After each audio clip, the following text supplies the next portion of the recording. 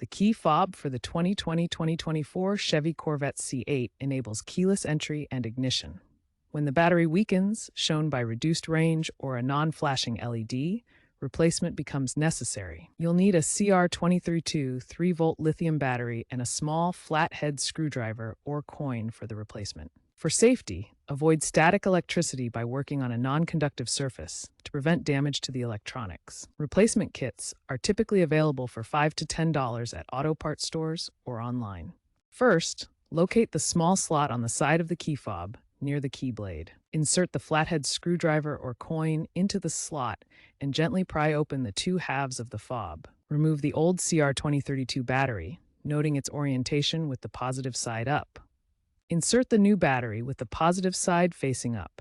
Snap the fob back together, ensuring the rubber seal is intact. Finally, test the functionality by locking and unlocking the vehicle. If issues persist after replacement, a GM dealership may be required for diagnostics and potential reprogramming.